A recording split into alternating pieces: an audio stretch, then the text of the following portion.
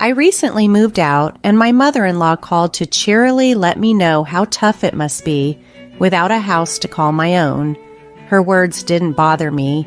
I merely responded with an indifferent, She went on to wish me well in my new home and ended the conversation with a stern directive never to return to her house, especially since I was supposedly heading for a divorce.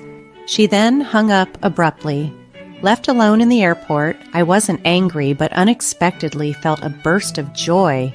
I pumped my fist slightly, celebrating this small personal victory, and walked off with renewed energy in my step. My name is Jessica, and my husband Kevin was assigned to work abroad right after our wedding, which meant we had to live apart temporarily. Despite the physical distance soon after our marriage, our relationship was strong, rooted in 6 years of dating and living together before we got married. I trusted Kevin completely and wasn't concerned about his fidelity. My main hope was for his health and well-being while he was overseas. Life was relatively calm, albeit a bit lonely, but then a new challenge emerged when my mother-in-law decided to move into our home. Recently single, she declared her intentions to keep an eye on me to prevent infidelity, something she suffered from her ex-husband. She moved in without our permission, turning my daily life into an ordeal of constant scrutiny. Feeling cornered, I reached out to Kevin for support. He tried persuading his mother to leave, but she was obstinate. "Kevin trusts you too much, Jessica.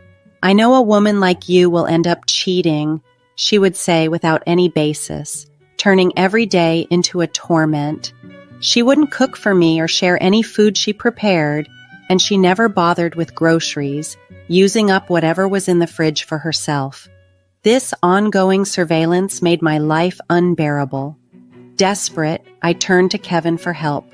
He repeatedly urged his mother to leave, but she refused to listen. "Kevin trusts you too much, Jessica. I can tell a woman like you will cheat," she accused baselessly, giving me a headache every day. Regardless of what I did, she linked it to infidelity. My mother-in-law wouldn't even prepare dinner for me. She would cook for herself using food from the fridge, but never left any for me. Moreover, she didn't go grocery shopping herself. She used the ingredients that were meant for both of us, adding to the daily strain.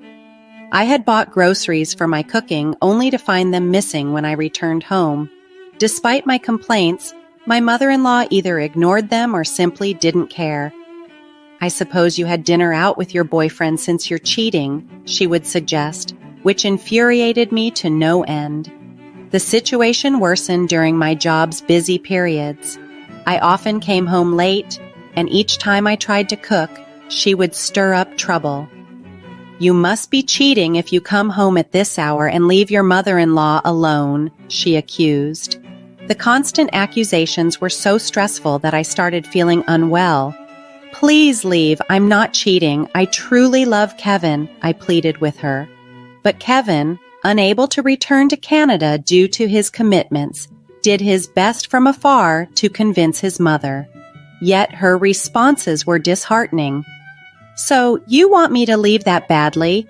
You must be cheating," she would conclude, leaving me sighing in despair. One day off, I went to meet a friend for some respite. Predictably, my mother-in-law accused me of cheating again and followed me clumsily, hiding behind lampposts and the brick wall of her house as she tried to catch me in the act.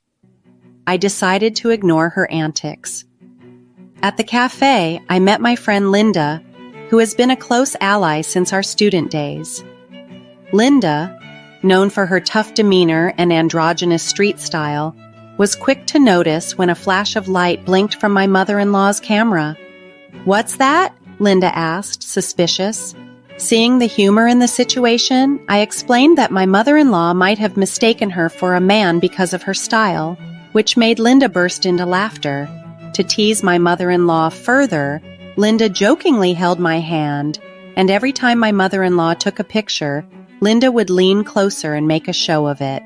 Each flash from the camera was met with more laughter from us. I checked in the mirror at one point and saw my mother-in-law, Seemingly thrilled by the spectacle she believed she was capturing, her excitement visible even from a distance, the situation had become almost comically absurd. After watching my mother-in-law's clumsy spying attempts, I felt a rush of relief from the tension and decided to enjoy some light shopping with my friend Linda. Unsurprisingly, my mother-in-law followed me home again, ducking behind lampposts and walls as if we were playing a giant game of red light, green light. I indulged in the game, darting around to see her scramble into hiding. It was strangely entertaining. Once I got home and began to remove my shoes, my mother-in-law burst through the door, barely a moment behind me, excitedly brandishing a disposable camera. "Jessica, I finally have proof of your infidelity. I'm sending all of these to Kevin, so be prepared," she announced triumphantly. "Oh, really? Good luck with that," I replied nonchalantly. She didn't appreciate my calm demeanor and spent the rest of the day hovering around me like an annoying bee, insisting she had caught me red-handed. "It's clear proof of infidelity. Your face and his are both in these photos," she claimed. I kept my cool. "That's fine," I assured her.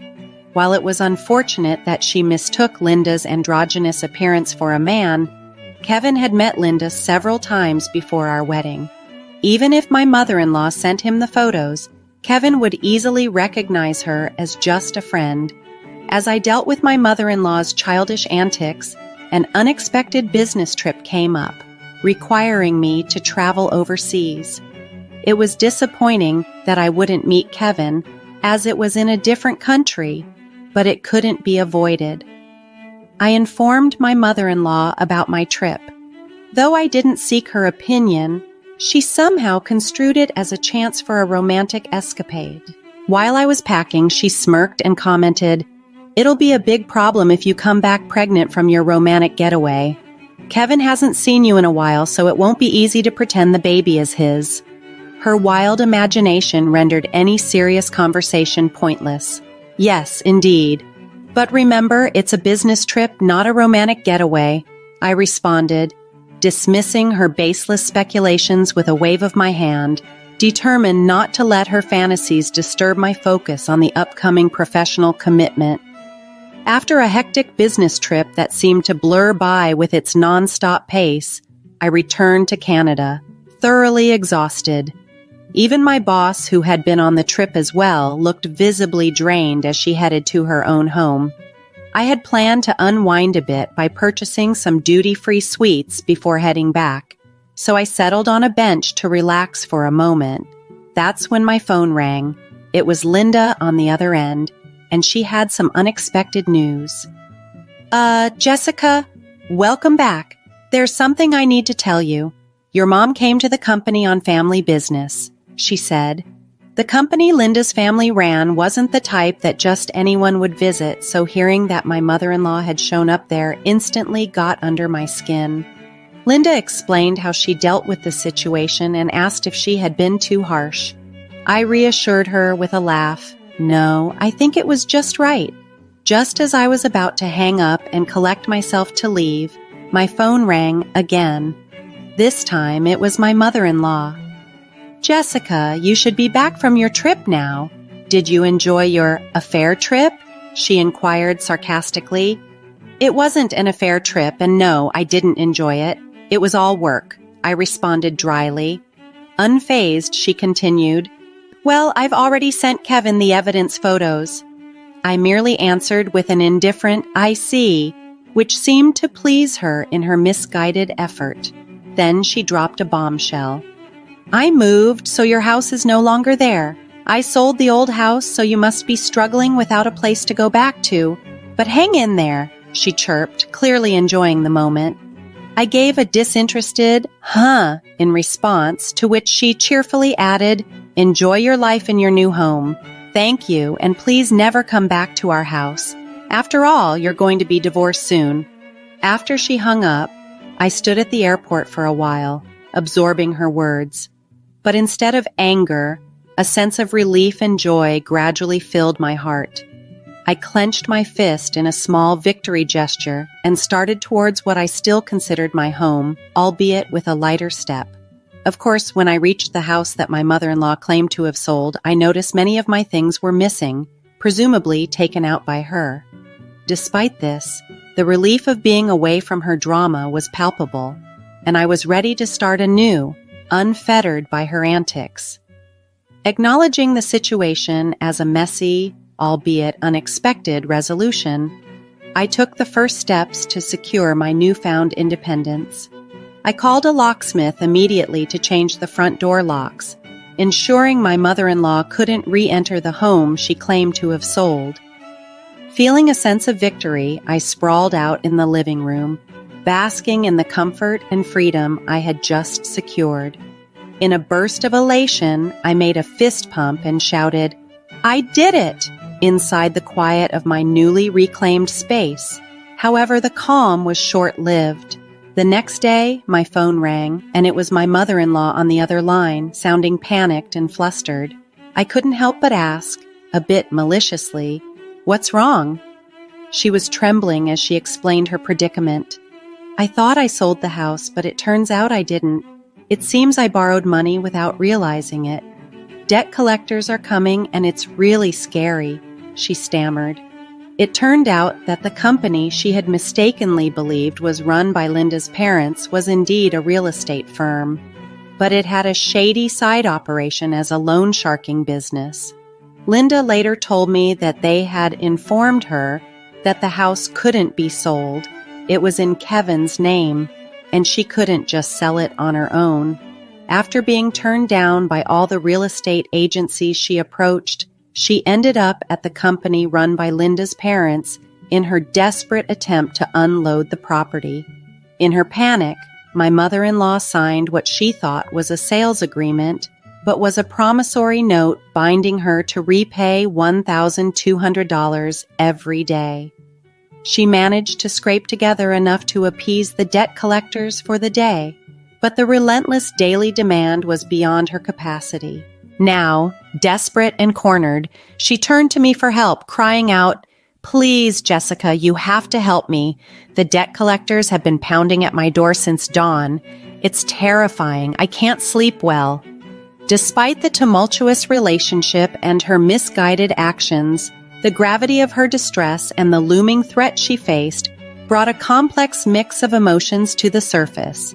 Her desperate plea for help underscored the seriousness of the mess she had inadvertently created. I listened almost in disbelief as my mother-in-law detailed her financial recklessness. "I don't have much money left. I used what I borrowed to buy a new house, and now I have no savings at all. Please, I need you to transfer $12,000 to my account every week until I've paid off the debt," she pleaded. Assessing the enormity of her request, I responded, "Do you really think it's possible to ever pay off the company's debt? Even if we combine my income with Kevin's, it's not feasible to send $12,000 every week." Her desperation clear, she retorted, "What am I supposed to do then? It's not like there's a day job that pays $1,200 daily." Trying to lighten the mood, albeit half jokingly, I suggested, "Maybe you should talk to the company you borrowed from. They might even have some suggestions for a job." To my surprise, she took my offhand remark seriously. "Really? Then I'll go and see," she said before abruptly hanging up the phone. I sighed, thinking to myself about the unpredictable whirlwind she was bound to stir up. True to form, my mother-in-law soon visited the company, pleading for a job opportunity that could cover her daily dues. "I have no choice but to work because I have no money. Is there a simple and easy job where I can earn more than $1,200 a day?" she inquired desperately. Later, Linda filled me in on what happened next. The company found a role for her, but it was far from easy or simple. They employed her at a site where people, even the elderly, engaged in strenuous physical labor. The conditions were harsh. Employees lived in dilapidated shacks resembling employee dormitories, surrounded by barbed wire that made it look more like a prison than a workplace. They were even blindfolded and transported to and from work in a van, kept oblivious to their exact location, Linda, half joking yet with a hint of concern, mentioned, "She'll work off the debt eventually, if that day ever comes." She said this with a smile, but I couldn't help but feel a twinge of fear for the extreme situation my mother-in-law had found herself in. As the weeks rolled by without any word from her, Kevin's overseas assignment came to an end. The complexities of our family dynamics awaited his return, with new challenges and revelations that we would need to navigate together. When Kevin returned home, I filled him in on everything that had transpired. His response was somewhat resigned. "There's nothing we can do about my mom," he said. "All we can do is wish her a long life from afar." It was clear that Kevin had long harbored a complex relationship with his mother, who he found difficult to understand since his childhood. He tolerated her because she was his mother, but it seemed his patience had finally worn thin, especially given her continued baseless accusations against me, his wife. Curious, I asked Kevin if he had received the so-called evidence photos of my supposed infidelity. He casually replied, "Oh yeah," as if he had just remembered and pulled out a photo from his bag. "That's Linda, right?" I have no idea why she would assume this was proof of infidelity. He explained that he had had a huge argument with his mom over the phone, telling her he would sever ties if she continued her accusations. She just wouldn't listen, and it annoyed me. But I thought this was a good picture, so I brought it home. Interestingly, my mother-in-law might have missed her calling in photography. The photo she took of Linda and me, captured from behind against a scenic backdrop, had an artistic flair as though it belonged in a photo album. It was almost comical seeing Linda playfully making a peace sign behind her back. So typical of her. "We owe Linda a lot," Kevin said thoughtfully. "We should pay her a proper visit sometime soon. Just make sure you don't sign any documents she might try to get you to sign," he joked, reminding me of the absurd situation with my mother-in-law. Kevin and I chuckled together, relieved to finally be living as a newlywed couple should. As for my mother-in-law, we had no idea what had become of her, but we assumed she was still engaged in hard labor somewhere in the States. We felt we could probably find out her whereabouts if we asked Linda, but neither Kevin nor I had any desire to track her down. Life moved on for us in a blissful bubble. Kevin and I continued to enjoy our time together, and soon we welcomed our first child. Our days were filled with joy and the simple pleasures of our new family life.